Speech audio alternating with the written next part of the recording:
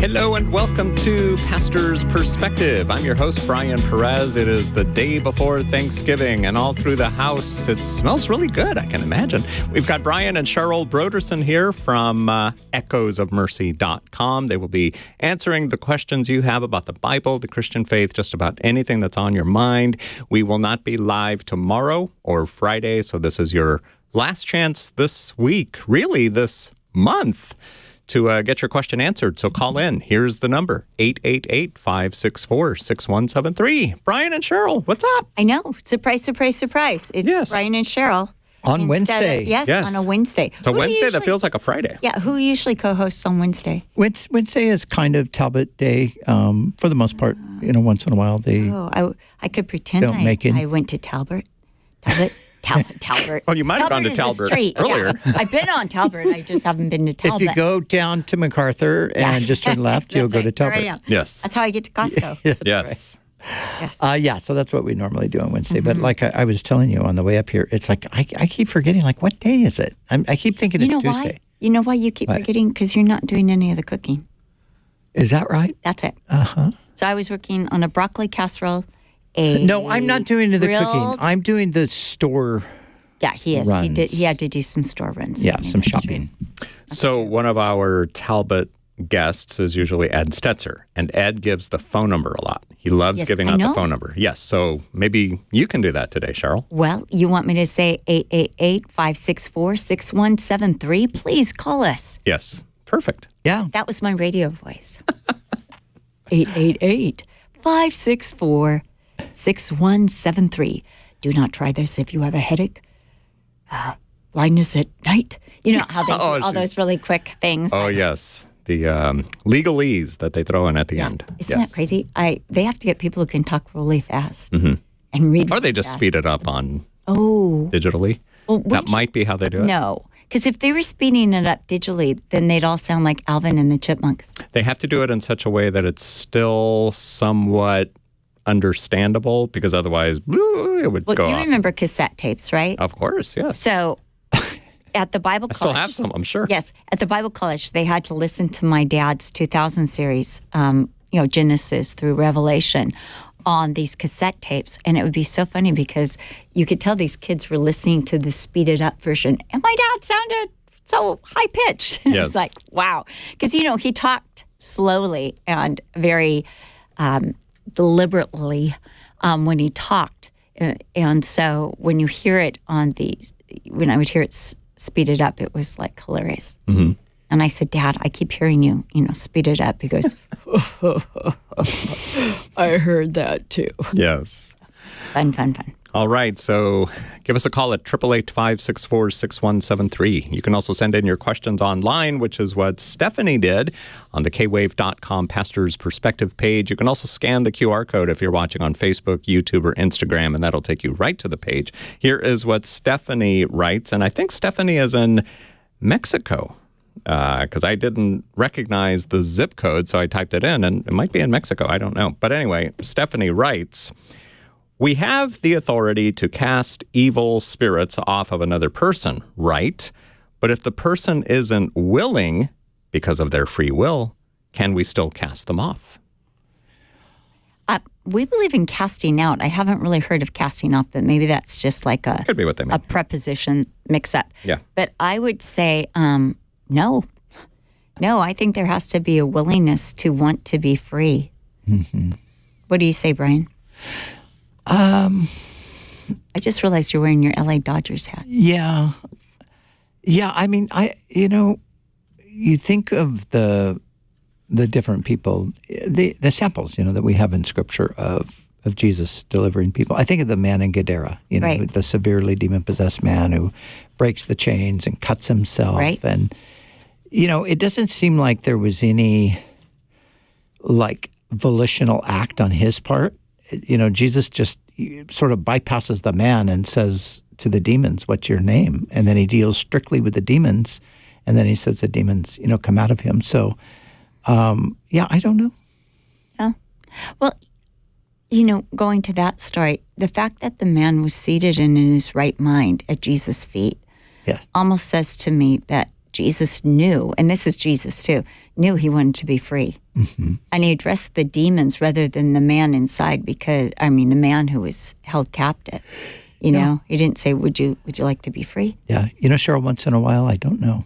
I'm so happy to hear that. It's happened a lot lately, actually. Yeah. Well, if you want to say it in Spanish, you say, yo no sé. Yo no sé. Yo no sé. Okay. So, going by what you guys just said, does that mean demons don't have free will? Because... Not to Jesus. Yeah. I think that they probably inhabit who they want. But they obviously we're not told enough about demons, are we? Yeah, right. But Thank God. They obviously had enough free will to revolt. Yes. Mm-hmm. Yes. So, but... even with free will, it doesn't mean you can resist God without Him. Mm-hmm. You know what I mean? We all have free will, but one day God's going to say, "Yeah, okay, here you go. You're going over there," and you can't do anything about it. But it is so powerful to realize that Jesus had absolute authority when he walked on earth over all demonic powers. Mm-hmm. Like we talked about, or I think it was Char was talking about when Jesus stood, no, it was you, on Sunday night, Jesus stood on the bow of the boat and commanded the waves and the storm, the winds to stop. Yeah. And they did. And how he had, he could say to those legions, they're begging for mercy, Yeah. So, please don't throw us into the abyss before our time. So Jesus had that authority, and they recognized it. Yep. And as James said, even the demons believe and tremble. Yeah. So there's Jesus has the authority. Mm-hmm. So I know that she said we have the power, right? And I think that's like yes, but it's actually the Lord's power, obviously working in and through us to deliver somebody. And I think that you don't want to go around trying to deliver people. You really want to make sure that this is something. I know whenever when I saw like my dad do exorcisms, and I bet people are shocked to find out Chuck Smith did that. But when that would happen, it was because the person came to him and said, "Please help me." Yeah. And so I do remember something like that, that they had come to the church for help, or they'd gone to one of the what I call hippie houses, needing and wanting help. Mm-hmm. So. Right. And what's interesting is the people who come, it's not a mental problem. They knew it was demonic. Yeah. They knew because of something in their past that they had opened themselves up to these spirits, and they wanted freedom. So there was a lady who came to our store, our chapel store, and she's kind of strange looking.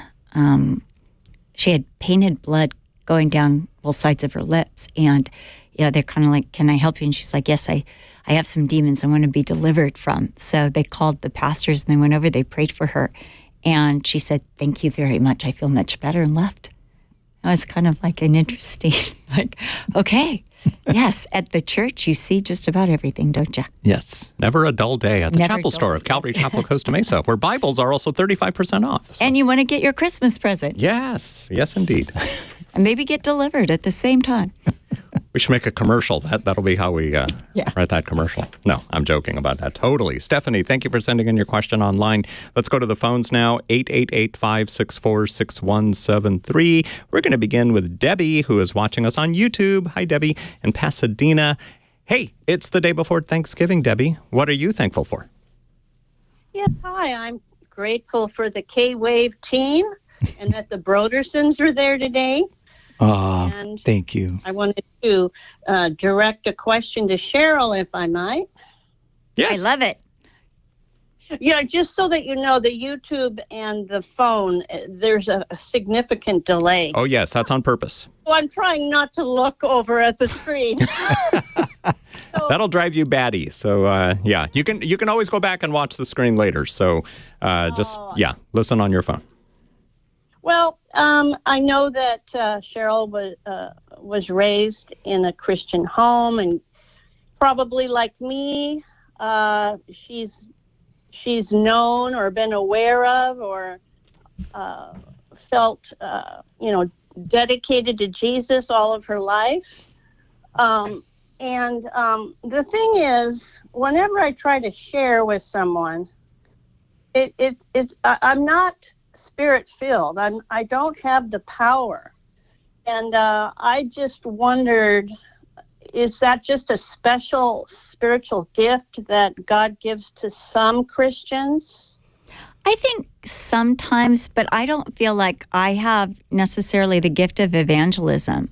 And yet I found myself sharing Jesus before. I had a friend named Mary Peoples, who's just one of my favorite people in the whole wide world. Is it because her name was Mary Peoples? Maybe so. Oh, okay. But she's brilliant. She was a lawyer, and she's just got this brilliant mind and a great teacher.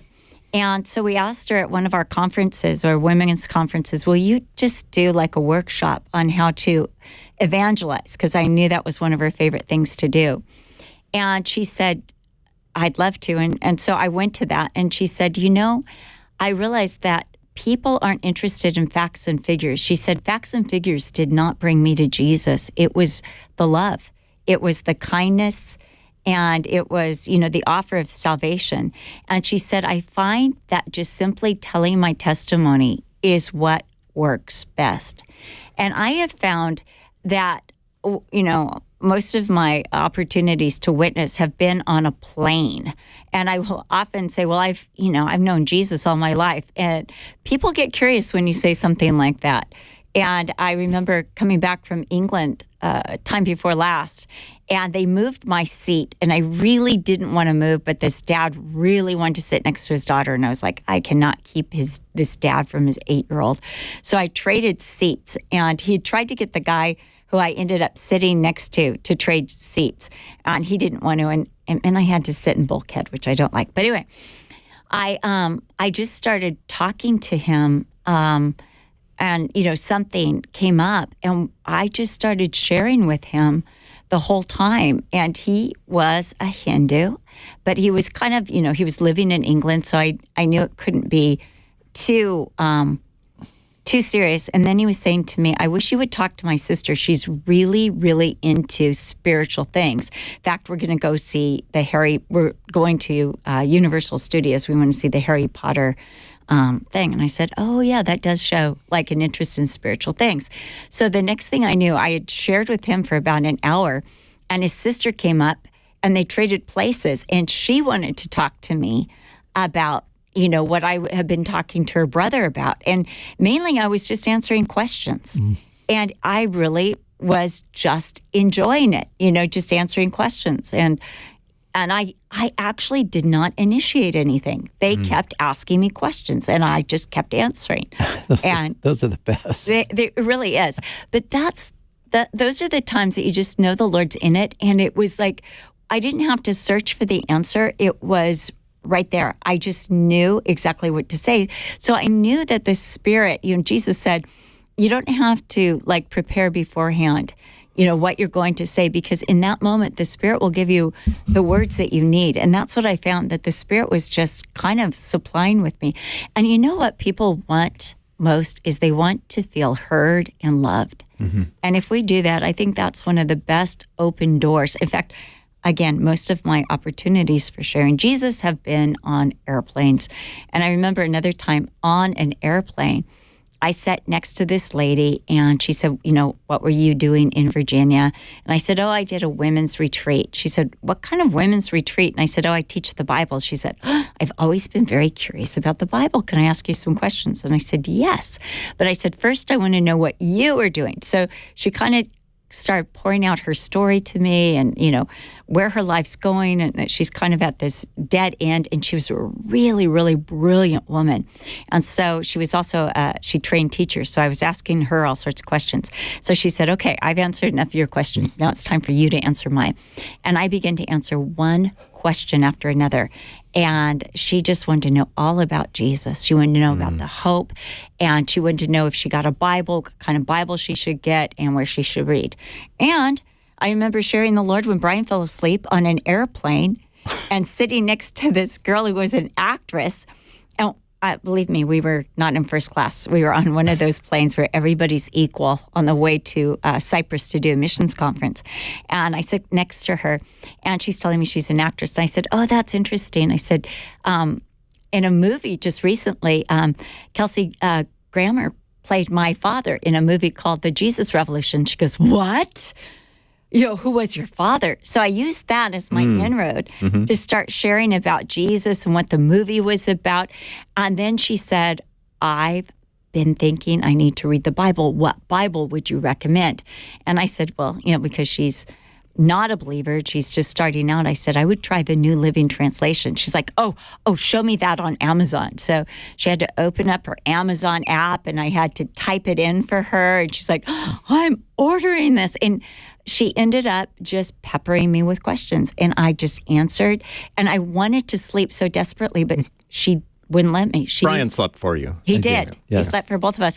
But she had so many questions, and they were good questions. And I had the opportunity to answer. I wasn't asleep. I was praying for you the whole time. Yeah, right. Yes.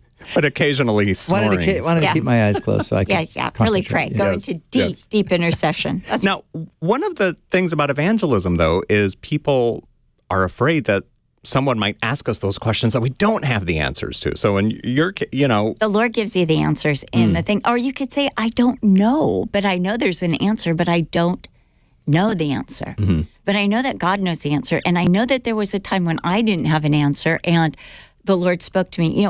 Mainly what I do is I talk about my own experience with Jesus. Like, I sit next to one guy and I remember just saying, well, as a Christian, I think this way. I sat next to this one guy. This is a different one. I sat down next to him and he goes, I said something and he said, I'm gay. And in my community, you hate us. And I'm like, well, I believe every person was made in the image of God, so I don't hate anybody. And I said, and I believe that God is not willing or doesn't want anyone to die and go to hell, but he wants everyone to go to heaven and share it with him. And I said, in my experience, I have found that Jesus is my community. And I just shared with him just the love of God. And I said, I don't have any expectations for how you live when you don't know Jesus, and I only have expectations because I know Jesus. And because I know God, I talk to him and I want to please him. But if you don't know God, I can totally understand that. So we ended up having this incredible conversation. And he was going to New York for a funeral. I was going to New York to visit my daughter. So he kind of said to me, do you mind not talking to me anymore? And I'm like, no, that's fine. I'll stop. I'm really good at stopping too.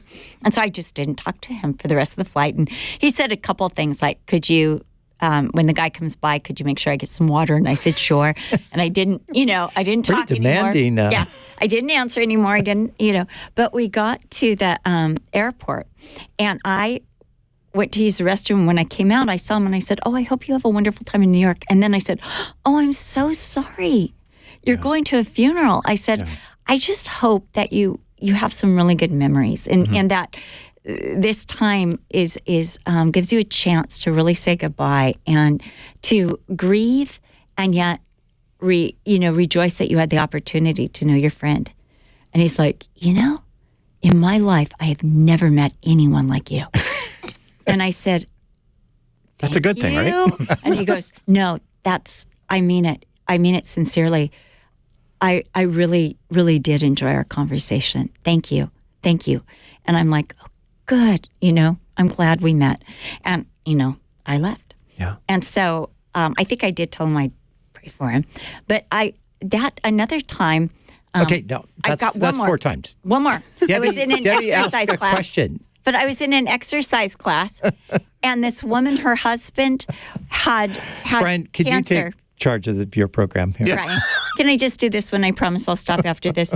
But I remember... You're being like the guy on the plane, Brian. Yeah, you Can are. you just not... Yeah. I am, can you stop talking to me? Yeah. But anyway, I was at an exercise class, and this woman came in really grieved and said her husband had just been diagnosed with lung cancer. And I just kind of, listened to her. And when class was almost over, I went up to her and I said, look, I love to pray. Can you give me your husband's name and I can pray for him and just add him to my prayer time? And she said, I would love that and appreciate that so much. And I said, and I'll be praying for you too, for strength. So after that, she started coming in every day and giving me things to pray for, specifics. Like we went to the doctor, this is what the doctor said, this is what we need. So I pray, and as the Lord would have it, he began to improve. And she came in one day and she said, he's in remission. And I really think it's because Cheryl prayed. And then everyone in the class was giving me prayer requests. So those are just different inroads. That's awesome. Debbie, what do you think? Well, I wanted to have another question, if it's okay. Sure. One of the things that falls flat when I'm talking to someone, and maybe I can direct this one to Brian. Yeah, Yeah, 'cause I'm he feeling doesn't wanna really listen to neglected me anymore. over here. Yeah, Brian feels left out, so maybe, Yes. yes. Well, like if I say to someone, that Christianity isn't just a religion, it's a relationship, it's a personal relationship, and usually that just falls flat. People just don't get it. And I said, well, you're praying to a person, and I don't know, maybe you have some tips. It's funny that you said that, Debbie, because I was thinking of that phrase earlier this week, how that was one of the phrases that we were always encouraged to use whenever people would bring that up. We would say, well, Christianity is not a religion, it's a relationship. And then you kind of think about it, and maybe that's something that we talk about amongst each other at church. It's churchy. Well, I think it's I mean, you might reconsider how you word it, but I think the idea is really, really important because that captured your heart, didn't it? When you were. Yeah, I mean, the idea that you actually would have a relationship with God. I mean, religion doesn't give you that opportunity. Religion gives you like, okay, do this and don't do that, and come here at this time and go through these steps or processes or whatever. And it's in many ways it's impersonal. The God that you're whatever you're doing, worshiping or whatever the case is, you don't have any contact with them, or you don't sense like you have any contact with them. And yeah, for me, just the idea that, wait, God is a person that I'm going to have a relationship with, like you have a relationship with a person. I think that is revolutionary. And I think that it's something that we should say to people. And here's the thing too, Debbie, I would say is when you say it falls flat, just remember this, that God's word is living and powerful. Remember that God's word doesn't return to him void. And remember that it's the Spirit of God that takes the word of God and quickens the hearts of people. So maybe at the moment you feel like this has just fallen flat. And believe me, I've had those kinds of experiences myself. But you never know what's happening. That's the thing, because we are, like Jesus, he said a sower went out and he sowed seed. A farmer went out and scattered seed. That's what he's saying. That's what we're doing. We're scattering seed. And sometimes the seed's already been scattered and we're watering it. We're coming by and we're just sprinkling a little bit of water on it. And then once in a while, we get to actually pick the fruit. Yeah. And those are the times where you're just like, oh my gosh, this was amazing. Or you're so close you could see the fruits just about to fall off the tree, but maybe just a few more days, and then somebody else does it. So I think if we think of it in a process rather than an instantaneous, like, I remember years ago when I was first beginning to pastor. There was this deacon guy in the church, and he had Cheryl knows exactly. She knows where you're going. About, yeah, and he had all these ideas about how the church should run, and what I should do, and so I would preach and give whatever the message was, teaching on Sunday morning, and then afterward he would often come to me. He goes, Brother Brian, you just didn't close the deal. You didn't close the deal. And you didn't seal the deal, right? And I just look at him like, would you just go away? And the thing is, I believe God's the one who seals the deal. And sometimes he uses us to do that, and sometimes he uses us in the process. So don't be too hard on yourself. And one last thing, pray. Even when you're talking to somebody, I do that. When I'm starting to talk to somebody or talking to somebody, I'm like, Lord, I don't know what to say. Lord, I just pray that you'd help. Lord, I pray that you would do something here. I think he hums it. And sometimes I just start humming and people don't know that I'm saying, God, help me right now. So, does that help? Between Cheryl and I think I've got one more thing to add. I think. How did I? Yeah. I think when you say it's a relationship, yes, you can also talk about how it's a relationship. And I think prayer, we pray, I think that makes people just think of formalized, if they're religious, formalized mantras. Yeah, totally. And so I think when you say, I talk to God. Yeah. And that's what I like to say. Well, talk to God. I talk to God every day. I have conversations with him. And I'll have people go, did he talk back? And you're like, yeah. Yes. And mainly he talks through the Bible and he'll remind me of a promise. All right. But it is true because, you didn't grow up like I did. So I grew up in a system where we had prayers that were already written. They were written out for you, basically, and then you repeat the prayer. So that doesn't give you any sense like you're actually communicating with somebody. You're just, saying something and hoping God's hearing it. So what we're saying is it's a conversational, it's a relational thing. You're talking to God. And I can attest that Cheryl is talking to God all the time. She's in the kitchen making something and like, oh, Lord, help me with this. Show me how to do this, And it's just a habit of her life, which is a great habit. Well, my mom, we'd be in the middle of a conversation, and if it got intense, like we were finding out that somebody was in trouble or sick, my mom would just start praying, and you'd be like, oh, we're praying. This is about God. And the eyes could be open. She could be drinking coffee, but she was bringing me right into the throne room with her.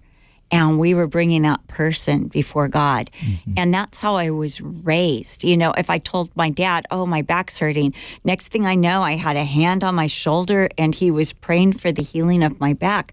It's just how I was raised. And so it comes very naturally to me. But for somebody like who wasn't raised, that kind of easy conversation, just taking it to Jesus, taking everything to Jesus, they don't understand. So sometimes I think you have to tell them a little bit about how you do it and what you're doing. Mm-hmm. Again, it's your testimony. Yeah. You tell them how you talk to God. Tell them about what you prayed for and how you pray. And I think that makes a difference because, again, we're so used to these phrases like prayer and redemption and relationship. They all mean something to us. But those who are outside the faith, they don't understand it like we do. Yeah. Like what's a relationship? He loves me and I love him. Mm-hmm. We tell each other that we love each other. He leaves me love notes. They're in the Bible. They're scriptures that he'll whisper to me by the Holy Spirit and I'll know. Speaking of scattering seeds, all the stories you told, Cheryl, about, the airplane and everything else, none of them really right then and there led to a conversion. So that's what we need to remember, that every now and then, we'll get to meet someone. The deal. You never sealed the deal. That deacon is so upset. That's what I'd always tell her at the end of the flight. Cheryl, that was good, but you didn't. Hey, at least we landed the plane. Yes. You didn't land the plane, honey. You were just on the runway. We're still up here. Here's when we lived in London, we did a lot of outreach, and we would go out into public places and we would do music and stuff, and initially the people in our church were super freaked out about that, like, oh my gosh, because they really thought like, I got to go out there and I got to make somebody believe in Jesus, that's what they thought. So I would just say, you know what, there's people out there that are all different sort of distances away from Jesus. Maybe today you're just going to bring them one step, but they've got 100 more. But just that's all you're doing. Yep. Great conversation. Debbie, thank you for your question. We've got to go to break now. We'll be back with more of the questions you've got about the Bible, the Christian faith, etc., etc. 888-564-6173 is our number. We're going to be here until 4 o'clock, and we would love to talk to you because this is our last program of the month. So call in, 888-564-6173. Joey, we will talk to you next here on Pastor's Perspective.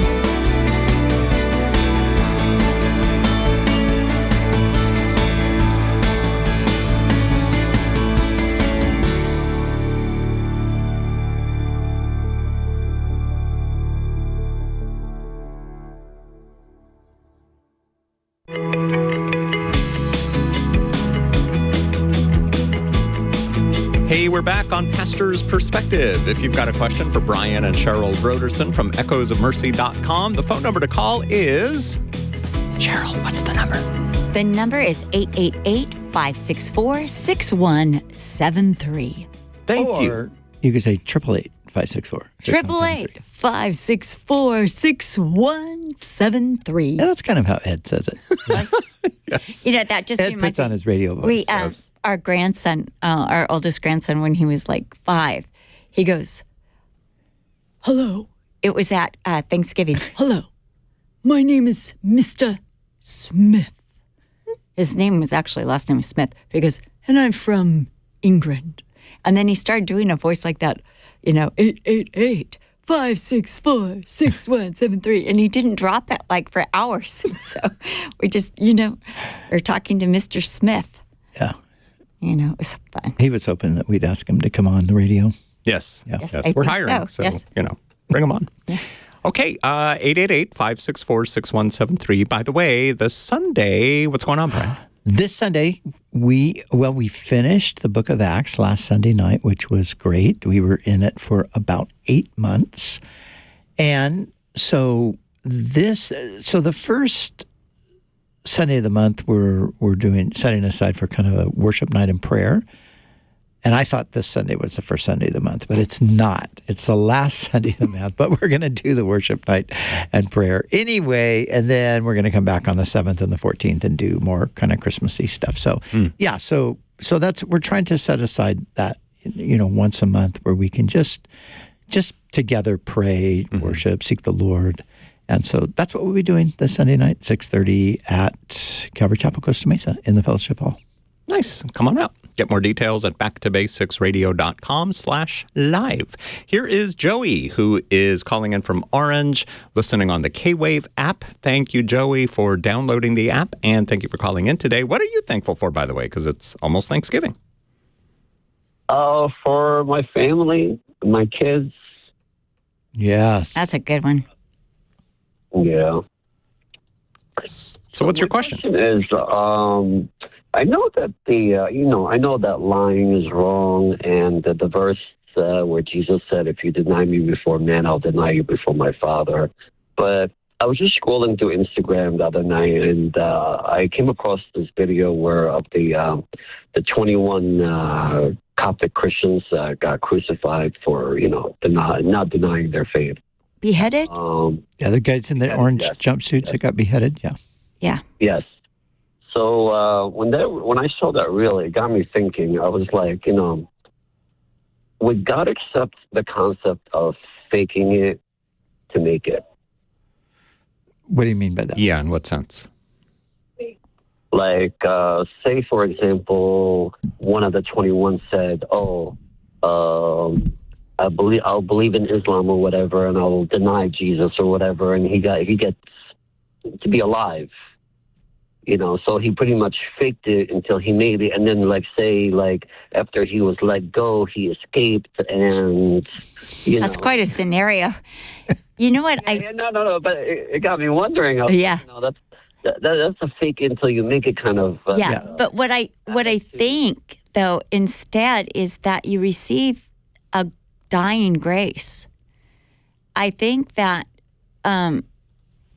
that Peter talks about how the spirit of grace and God, the spirit of glory and God rest upon those who are persecuted. And so there is just something that I think gives you the strength to go through. I went through some persecution when I was in high school for Jesus. And it would have been really easy to just kind of say, well, that's my dad's thing. And I could have gotten out of it. But all of a sudden, I felt this empowerment and, call it grace or whatever. And I just stood firm and said no. And I started just sharing with this whole class about, why it had to do with the Theodore Rothke poem and why I didn't believe when you die that you actually die. And I just started sharing with everybody. And I remember the teacher telling me, Cheryl, you sound crazy. And, just these kids just got all over at me. They were yelling at me. They were mad at me. And I remember just walking out of that class going, okay, but I remember at the time just feeling empowered at the class. But the minute I got out the door, I was just like, wow, do I come back to school tomorrow or not? And 2 girls came up to me and they said, thank you for doing that. Thank you for standing for Jesus. We weren't strong enough, but now we think we are because we watched you do it. And we believe just like you. And one of the girls asked if she could go to church with me and became a really close friend. Then this is what's really great about that story. Years later, that teacher that had been so terrible to me, he got cancer, and he was still teaching at the high school I went to. And a friend of mine had taken a job also as an English teacher there, and she met him, and something came up that she was a Christian and that she went to Calvary Chapel, and he said, do you know Cheryl Smith? And she said, I not only know her, I stayed with her when I was in England. I visited her. I know her really well. And he said, will you tell her that because of her, I'm born again, and I'm not afraid to die because I know I'm going to go to heaven. And she needs to know that because of her, I'm born again. And the whole conversation that day in that class had been on heaven. And you just think, the Lord knows. So I don't think any of those men even considered faking it. I think that they were empowered by the Holy Spirit to actually die for Jesus. But here's my question. Are you asking Joey, like, if somebody did that, would they be forgiven? If somebody was to do that. Would they be forgiving? Is that what you're asking? Yes. Would God be like, would he forgive that? Yeah. Yes, of course. God would forgive any sin, So, remember Peter denied Jesus 3 times and, under pressure. They said, aren't you one of his disciples? No, not me. No, don't know the man.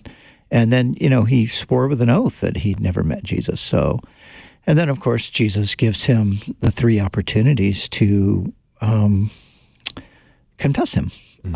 But this is an interesting thing in church history. When the Roman Emperor Diocletian brought an intense persecution against the Christians in 303, there were many that buckled under the pressure and denied their faith. And once the persecution passed, some of them felt horrible about that, and they wanted to come back to the church. And some in the church said, nope, that's it. You denied Jesus, you're out. And others were like, well, I think God would have us to be merciful. So there was actually like a kind of a schism in the church over whether they could be welcomed back in. And so... What is this era called? What is it? I think people might want to read up on this. Well, this is 303 was the Diocletian persecution. Diocletian, okay. Yeah, okay. So, but it was at that time, yeah. And there was a group that was really, they were really kind of radical, and they were like, no way, these guys are out. They denied the faith. They can't come back. And so it was quite interesting, really. Wow. All right, Joey, thank you for your phone call today on Pastor's Perspective. Now we'll talk to Daniel. Nope, Daniel hung up. Okay, so let's go to Tyler in San Diego. Hey, Tyler, welcome to Pastor's Perspective. What are you thankful for? Tyler, you there? Tyler, did you press mute on your phone? I did. You did? How did I know? It happens every time. It happens to everybody, Tyler. Yes, you're not alone. Yeah, so thankful for my wife and kids and the Lord's mercies. Yay. So what's your question for us today? My question is in regards to 1 John 5:16 through 17. I was just having a little bit of a hard time understanding. Part of it saying that there is sin that leads to death and sin not leading to death. I believe that's verse 17. And then right before that, it says, I did not say that he should pray about that. I think that's referring to the sin that's leading to death. Some clarity would be helpful. Okay. Well, let me just say this. First of all, Tyler, you are not the first person to wonder about the meaning of this passage. And secondly, let me say that nobody knows exactly what it means, at least as far as I've been able to ascertain. I've taught... With certainty, you mean? Yeah, I've taught... but there are some... There's some ideas, but all of them are difficult. So the first thing that people ask is about what is the sin to death?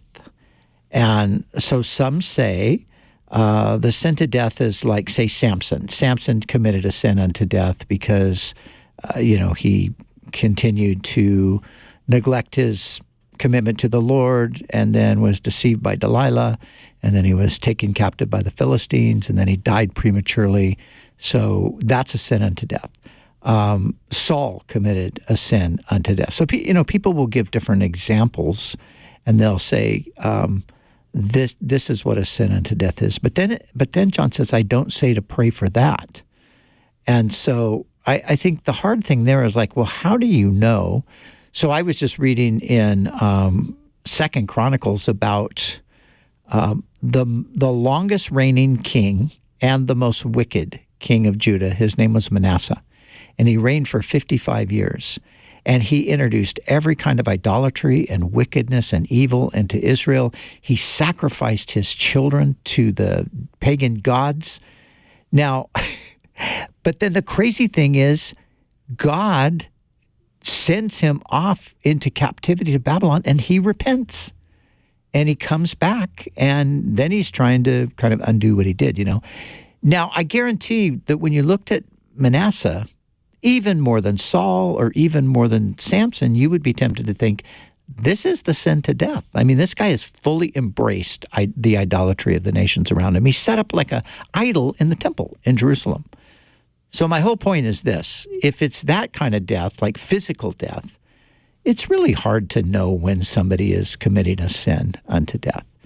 I think the sin unto death, the closest thing that I think we're talking about here is what we also sometimes call the blasphemy of the Holy Spirit. It's the rejection of Jesus himself. All the way to death. And I think that's what John is talking about. But like I said, if you read 10 commentaries on 1 John, you'd get at least 7 different takes on this. So. What do you think, Tyler? Okay, yeah, I mean, that's what I thought it was blasphemy. But then why would it say don't pray for those? Yeah, that's a question. Why? Yeah, and I've thought before that you in one sense you can't pray for them because in the sense of, oh, God bless them or whatever. You almost have to pray a different kind of a prayer, like God open their eyes or something like that. So, yeah, that's the hard part. And I honestly don't know exactly why it says that. It's interesting because twice in Jeremiah, though, God said, quit praying for these people. Quit praying for people. They won't listen. Yeah. Because they had just gone too far.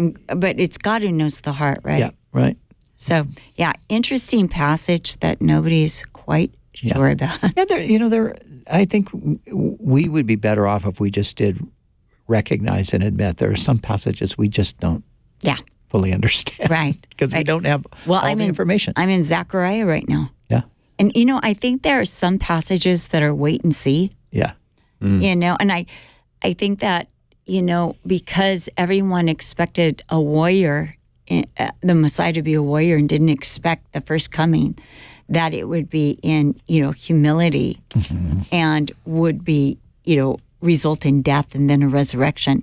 They missed him. Yeah. And so I think that could possibly happen with prophecy if we get too much in our minds what it should look like or what we imagine it to look like. You don't want to miss the real thing. Yes. So anyway, yes, it's sometimes just to leave it open and say, Lord, I don't understand this. Yeah. And I've actually taught this passage a few times, and I think differently every time. I think I have. I've sat through those studies. In fact, I wasn't quite sure which one you were going to choose: door number 1, door number 2, or door number 3.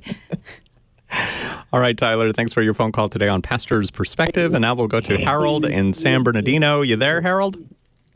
Yes, I am. I'm kind of a little confused because I'm listening to my car on the radio. Yeah, turn your radio off. I hate saying turn your radio off because I always want you guys listening to K-Wave. But when you call into Pastor's Perspective, turn off the radio. You'll hear the program over the phone, and you'll hear us talking to you over the phone. So what's your question for us, Harold? Is Miss Cheryl, I think the question is directed toward her. Is she the lady that I heard before on your radio station that says she doesn't believe in generational curses?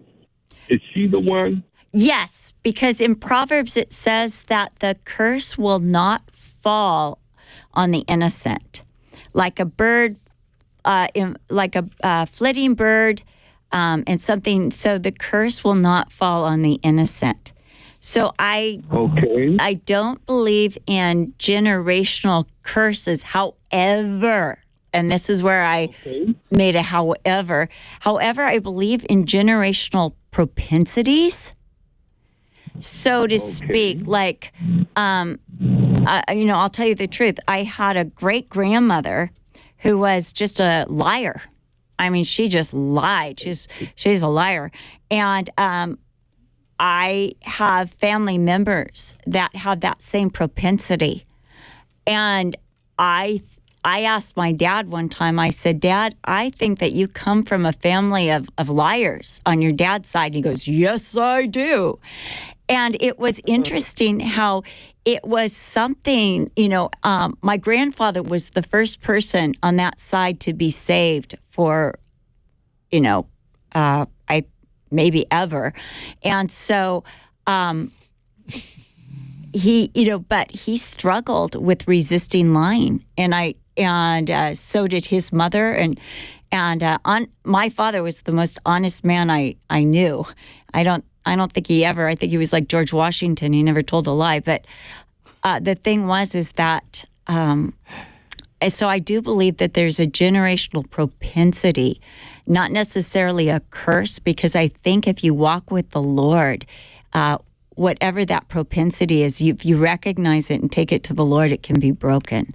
So that's how I see it. So it could be, you could say, oh, that's semantical, Cheryl. Aren't we talking about the same thing? But I think a curse is something that you can't resist or claim victory over in the name of Jesus, whereas I believe a propensity is something that you can be free of if you recognize it as, this is a sin and I don't want this in my life. And Jesus, I submit this part of me to you. So that's how I see it. Okay, I see your point now. But, ma'am, if you have met the families I have met, with the whole family. Yeah. Family. Yeah. And it's a verse in the Bible that talks about, I think, God had saved the Jews from the Egyptians, and he made a promise that the older people will not see the promised land, but the children, the younger people will. Something in yes. Is that not a generational curse? Well, No. Caleb and Joshua got to go in, so it's not a full generational curse. Well, I'm going to let Brian take Yeah, I mean, and then it wasn't a curse that passed from the guilty party to the next party, the children. to the innocent.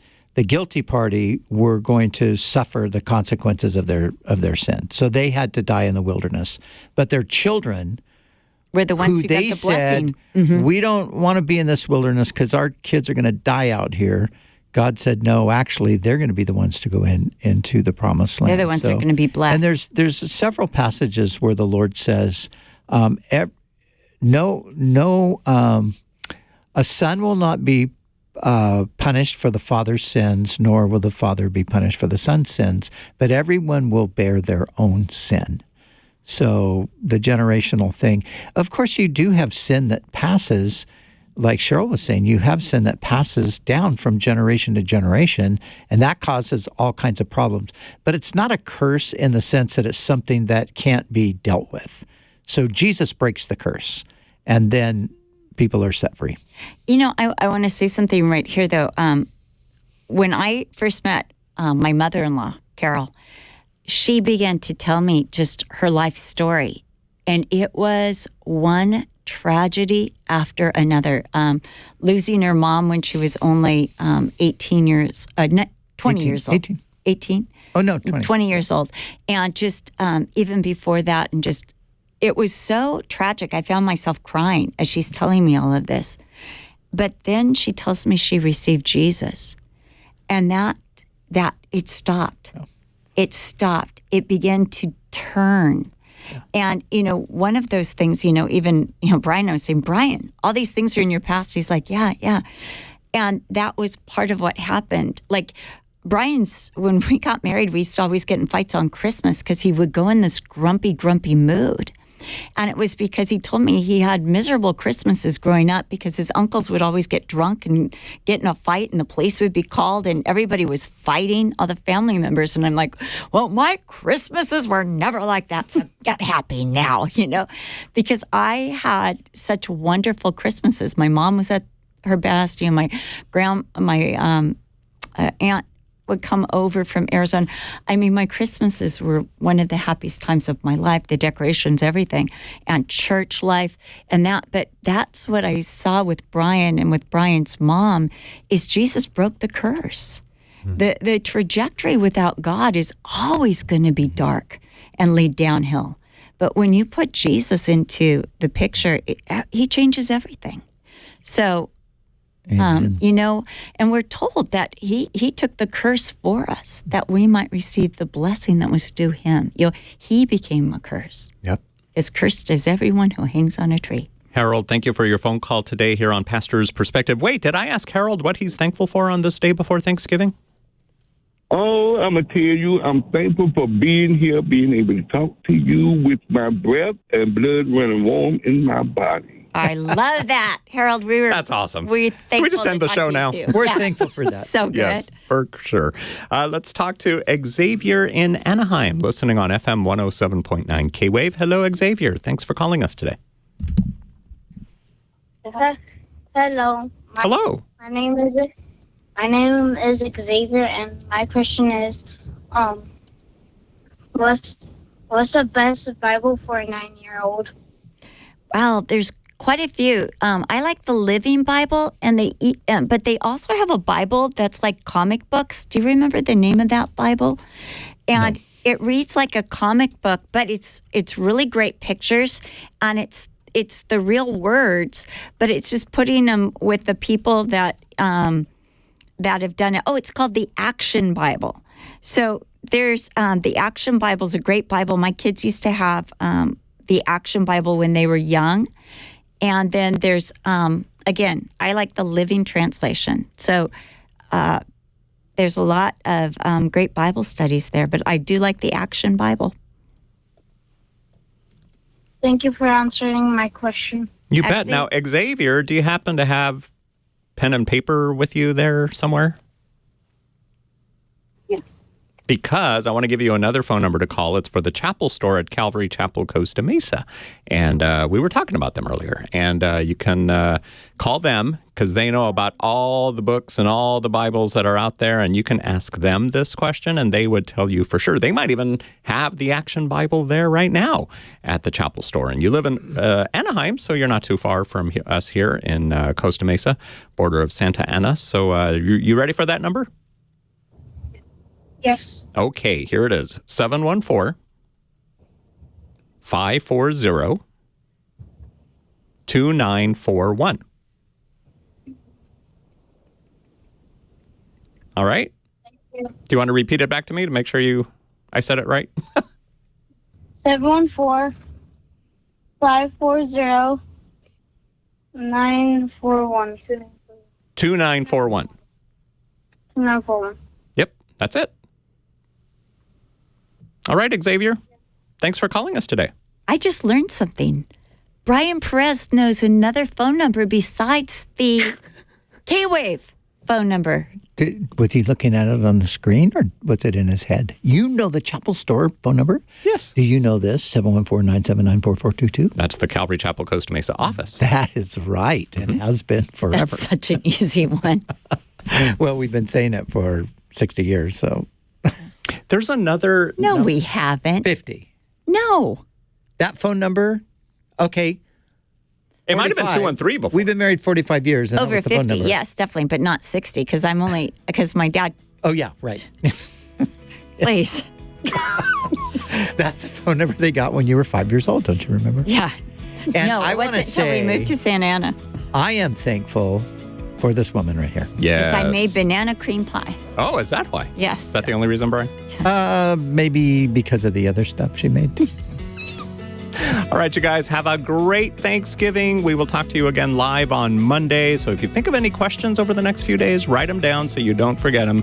And then call us. We will be here from 3 to 4 p.m. Pacific time. God bless you. Thank you so much for watching and listening. For Brian and Cheryl Broderson from echoesofmercy.com. Don't forget the Sunday night at Calvary Chapel, Costa Mesa, 6:30, Night of Worship.